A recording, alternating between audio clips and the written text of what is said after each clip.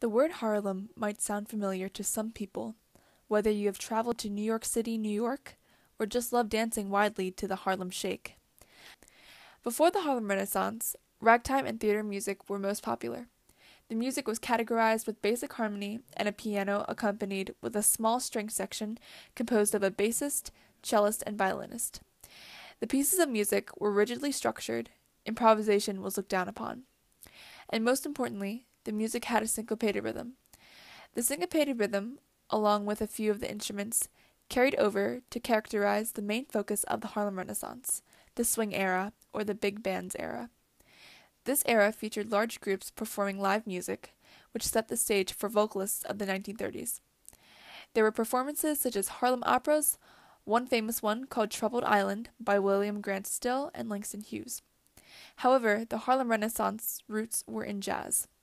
The first style incorporated in Harlem music was a technique played on the piano called the Harlem Stride, which helped to blur the lines between poor Negroes and socially elite Negroes. There was a correlation between the instruments one used and the social status of a person. Traditional jazz bands were composed primarily of brass instruments, which was considered a symbol of the South and of a poorer economy and poorer classes, while the piano was a symbol of wealth. And a combination of these instruments provided highly intricate pieces of music which became the norm in American society. Jazz syncopated rhythms and improvised instrument solos. Therefore, a piece of music was never played exactly the same.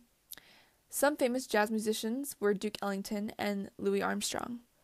Duke Ellington was a famous pianist, songwriter, and conductor of the Harlem Renaissance. He was born in 1899 to extraordinarily talented parents. Like father, like son, he too became well skilled with the techniques of the piano and fine arts. Additionally, he received a scholarship for the fine arts, but he rejected it to dedicate his life to music.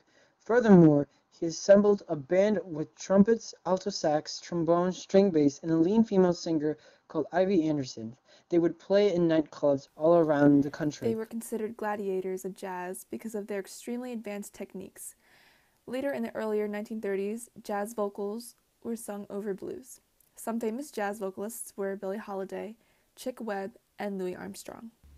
Louis Armstrong was truly one of the main musical artists of the Harlem Renaissance. He did not have everything set out beautifully at the beginning, though. He was criticized a lot for the way that he talked, for the way that he dressed. He had mentors like Henderson, but even his mentors criticized him. They said that he did not have the adequate voice to sing in front of sophisticated audiences. Louis Armstrong did not start working alone, did not make his own songs at the beginning. He worked as a sideman with people like Bessie Smith, and he created records with them that were not his own. But then finally he got tired of being a sideman and tired of being criticized, and he finally got a deal with OK Records. And he was able to sing with a band called the Hot Five, which then turned into the Hot Seven. And he started to make songs with his band and by himself, and he created this transition or this new idea of a soloist jazz music. Instead of being ensembled with other artists and other people, he created this soloist idea. He revealed that he was capable of doing things by himself and that he didn't need other artists to make records and to make popular songs as other artists in this time did. Some of the things that made Louis Armstrong stand out the most were his swinging phrasing, his daring rhythmic choices, and his incredible super high notes. And another thing that he was most known for, or that he created, is called scat singing, where it's words or syllables that do not make sense but are pleasing to hear and actually do sound like music.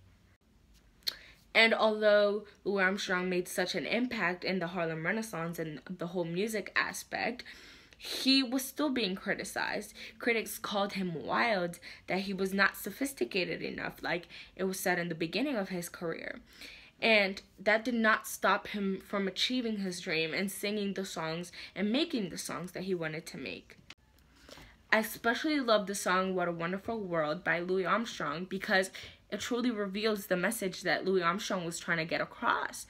And it's a message of hope and a message that we can achieve whatever we want, because during this time with all that was going on, starvation and genocide, and what was going on previous years with the African Americans, he reveals that there's still something that you can look forward to because it's a wonderful world. In the time of Noah's Ark, when everything was flooded, but after this awful time came a rainbow. And so what he's trying to say, or the message that he's trying to bring through here, is that whatever that you may be going through, or whatever they were going through at that time, that there's a rainbow, or there's something to look for, or after the flood there comes something beautiful. Jazz was more than just music. Jazz was a way of life. Jazz started to catch people's eyes. It was performed at nightclubs and house parties, bordellos and Harlem streets, and the very famous Lights of the Cotton Club, Savoy Ballroom, Apollo Theater, and Connie's Inn. And black music joined temporarily with modernist visual arts, and soon enough, jazz was very popular in northeastern cities like New York, Chicago, Detroit, and St. Louis. And pretty soon, people started to dance to the music more than listen to it, which led to the style of bebop, also known as modern jazz. The style of bebop was created after World War II, and it reflected the resentment that the African Americans were feeling at that time because the white producers were reaping too many benefits from their style of music, the swing music that they had invented.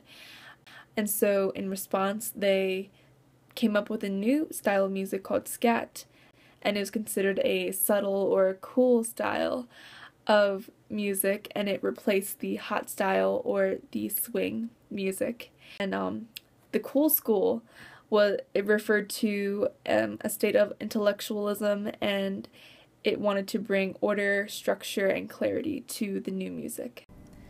The Harlem Renaissance brought about a new identity of sophistication and dignity for the African American people. The era did not only influence the African American culture, but the American culture as well. White musicians like Benny Goodman added black arrangements for the scores, and famous jazz musicians and vocalists became more integrated and accepted into American arts. This shows that the music of the Harlem Renaissance was not only a success for the African American culture, but a renewed intellectual curiosity in the study of black culture and history. The reconnection of their African roots brought them new fortunes and new successes that helped them combat and cope with future struggles as well.